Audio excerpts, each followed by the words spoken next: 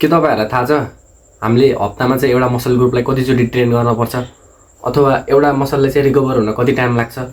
हो, आज त्यहीको उत्तर हामीले चाहिँ यो भिडियो मार्फत दिने एउटा कोसिस गर्नेवाला छौं। अब अहिले चाहिँ अब एउटा घरमा एउटा जिम जाने मान्छे भइहाल्छ हैन, तर सबैले चाहिँ त्यो आफ्नो ड्रिम बडी एचिभ गर्न सकेको हुँदैन। त्यो किन भन्दा चाहिँ अब सबैले हार्ड ट्रेन गरिरहेको हुन्छ कि अब मसललाई कति रिकभरी चाहिन्छ त्यो कसैलाई थाहै हुँदैन है। जहिले फुल बडी हान्दिएको हुन्छ, तर हामीले चाहिँ त्यस्तो गर्नु हुँदैन, किनभने हामीले चाहिँ अब मसललाई रिकभर हुन टाइम पनि दिनुपर्छ। त्यही भएर चाहिँ हामीले एउटा प्रपर वर्क स्प्लिट फलो गर्नुपर्छ हैन। अब वर्क स्प्लिटको कुराहरु गर्दा चाहिँ अब हाम्रो अब अहिले नयाँ ट्रेन्डमा चाहिँ धेरै आएको रहेछ है। तर अब धेरै बडी बिल्डरहरुले अथवा मैले जति देखेको त्यो मान्छे सबैले फलो गर्ने भनेको चाहिँ त्यो पुश पुल लेगै हो। तर अचल चाहिँ अब ब्रो स्प्लिट पनि आएको रहेछ अथवा आर्नल्ड स्प्लिट आएको रहेछ है।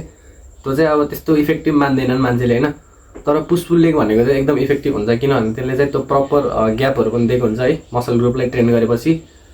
र हप्तामा 2 चोटी ट्रेन गर्न पाउनु भनेको त्यो अब त्यो सफिसिएन्ट हो के। त्यो भन्दा अब हामी जान अलि गाह्रो हुन्छ। सो अब आजको भिडियोको थीम चाहिँ यही हो है, पुश पुल लेग। के रहेछ त पुश पुल लेग भनेको हैन? अब हामीले सुन्दै त आइरहेको थियौं पुश पुल लेग भन्छ। अब जिममा रेगुलर जानेले थाहा होला नि हैन, यसले पुश पुल लेग गर्छु भन्छ, पुश पुल लेग गर्छु भन्छ, पुश पुल लेग गर्छु भन्छ, तर थाहै छैन पुश पुल लेग भनेको चाहिँ के हो। सो पुश भनेको चाहिँ हामीले चाहिँ अब त्यो वेटहरुलाई चाहिँ पुश गर्ने के। अब यदि पुश गर्ने एक्टहरु अथवा त्यो एक्सरसाइजहरु चाहिँ त्यो पुशमा पर्यो के हैन। पुशले चाहिँ खास के टार्गेट गर्ने भन्दा अब एउटा चेस्ट भइहाल्यो हैन पुश गर्दाखेरि, अनि शोल्डर पनि भइहाल्छ, अनि अर्को चाहिँ हाम्रो ट्राइसेप्स पनि टार्गेट गर्छ हैन पुशमा चाहिँ। अनि अर्को हुन्छ पुल। पुलमा चाहिँ यसरी पुल गर्ने। पुल गर्दाखेरि के हाम्रो के टार्गेट हुन्छ? एउटा बाइसेप्स टार्गेट हुन्छ अनि अर्को ब्याक टार्गेट हुन्छ हैन। अब बच्यो लेगमा चाहिँ हाम्रो ओभरअल लेग भइहाल्यो हैन।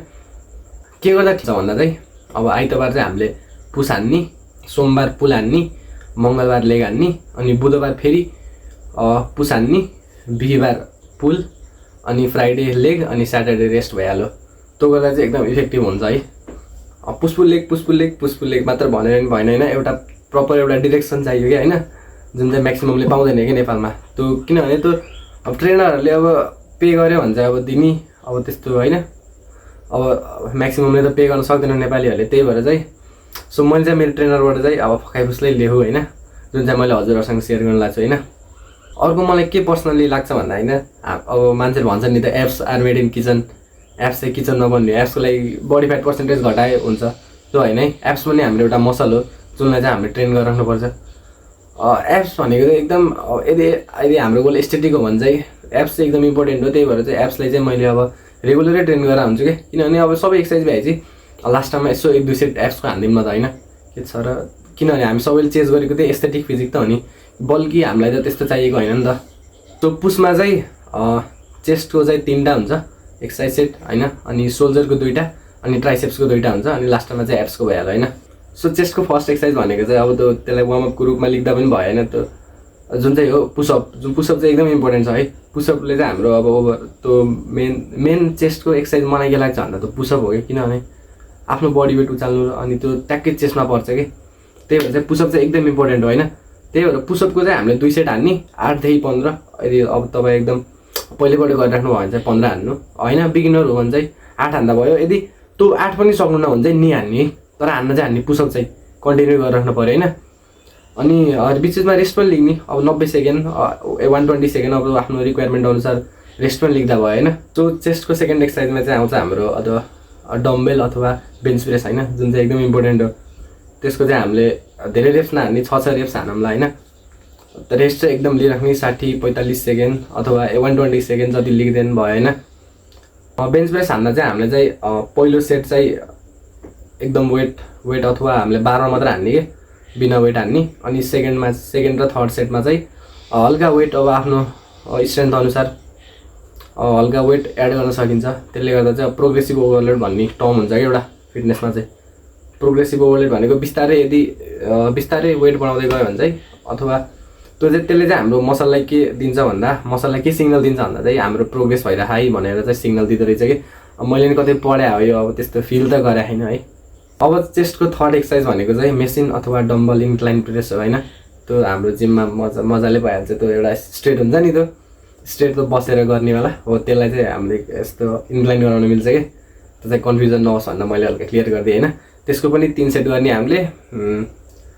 अनि बिचमा रेस्ट लिने त भइहाल्यो। अब सोल्जरको फर्स्ट एक्सर्साइज भनेको चाहिँ मेसिन अथवा डम्बल सोल्जर प्रेस हो होइन, जुनको चाहिँ हामीले 3 सेट हान्नुपर्छ। रेपिटेसन चाहिँ 8देखि 10 हान्दा भयो होइन। अब रेस्ट चाहिँ अब 90 सेकेन्ड लेख्दा राम्रो एकदम, किनभने रिकभरी टाइम त चाहियो नि होइन। यो सोल्जरको सेकेन्ड एक्सर्साइज भनेको चाहिँ मेसिन अथवा डम्बल ल्याटरल रेज भयो, एकदम ल्याटरल रेज कि यस्तो वाला हो। यो ल्याटरल रेज गर्दा चाहिँ डाइरेक्ट सोल्जरमा हिट हान्छ कि, त्यसको चाहिँ हामीले 3 सेट हान्नु पऱ्यो। रेप्स चाहिँ अब 10, मलाई त 10 ठिक्क लाग्छ, मोडरेट लाग्छ, किनभने बढी गाह्रो पनि हुँदैन, बढी सजिलो नि हुँदैन, त्यही भएर 10 रेप्स राख्दा भयो। अनि रेस्ट चाहिँ 90 सेकेन्ड्स। अब पालो चाहिँ ट्राइसेप्सको आयो होइन। ट्राइसेप्स चाहिँ एकदम इम्पोर्टेन्ट हो, अब मेरो पनि हल्का छ होइन। ट्राइसेप्स चाहिँ एकदम त्यो किनभने यस्तो हाफ टी सर्ट लगाउँदा देखिने ट्राइसेप्स ट्राइसेप्स देख्दा हल्का एट्र्याक्टिभ मान्दो रहेछ कि मान्छेहरूले होइन। मलाई नै बाटोतिर प्रेस गरेर हुन्छ कि मान्छेले ट्राइसेप्स चाहिँ दामी हुन्छ होइन, किनभने सोल्जर त म्याक्सिमम हुन्छ। ट्राइसेप्सलाई चाहिँ अलि हार्डवर्क गर्नुपर्छ कि ट्राइसेप्सलाई चाहिँ, त्यही भएर ट्राइसेप्स एकदम इम्पोर्टेन्ट हो। सो ध्यान दिएर सुन्नु होला है ट्राइसेप्सको लागि चाहिँ। ट्राइसेप्सको फर्स्ट एक्सर्साइज चाहिँ ओभर हेड डम्बेल र केबल एक्सटेन्सन हो, जुन चाहिँ मैले यहाँ यसरी राखिदिन्छु होइन भिडियो, जुनमा चाहिँ हजुरले देख्न सक्नुहुन्छ। त्यसको चाहिँ अब 3 सेट हान्दा भयो। अनि रेपिटेसन 10देखि 12, रेस्ट चाहिँ 60 सेकेन्ड लेख्दा एकदम राम्रो हुन्छ है। ट्राइसेप्सको सेकेन्ड एक्सर्साइज चाहिँ अब रोप अथवा स्ट्रेट बार ट्राइसेप्स पुश डाउन हो। यसको पनि 3 सेट हान्ने, रेस्ट चाहिँ 10देखि 12 अनि रेस्ट चाहिँ 90 सेकेन्ड। सो यसलाई चाहिँ धेरै ओभर कम्प्लिकेट गरेर गरेको रहेछ होइन, तर मैले चाहिँ एकदम क्रन्चेसहरू हान्ने त्यो हुन्छ कि रिभर्स ग्रिपवाला क्रन्चेसहरू त्यही हान्थेँ। सो त्यही हान्दा बेटर हुन्छ एप्सको लागि चाहिँ, किनभने जसरी नि हिट हान्ने नै हो एप्स, हाम्रो एप्समा कोर टाइट हुनु पऱ्यो, अथवा प्ल्याङ्क हान्दा पनि भयो होइन। मलाई प्ल्याङ्क पनि गरेर हानेर हुन्छ मुर्छ होला होइन। सो पुसको लागि चाहिँ यति हो।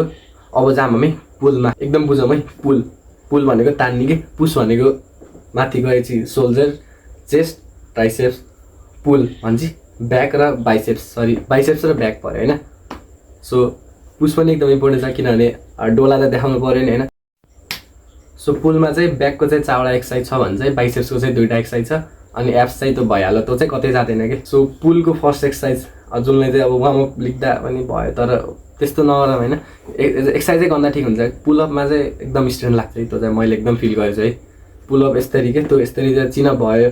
पुलअप भनेको चाहिँ हामीले यसरी हान्नु पऱ्यो कि, अब त्यहाँ सपोर्ट लिएर हान्दा पनि भयो होइन, त्यो नि सपोर्टवाला हुन्छ नि त जिममा, त्यसरी हान्दा भयो। त्यो स्ट्रेन्थ छ भने चाहिँ नर्मल हानेको चाहिँ एकदम बेस्ट हुन्छ है। 2टा सेट बरु 10-10को हान्ने, 2टा सेट हान्यो भने चाहिँ त्यो एकदम हाम्रो ब्याक खुल्छ क्या।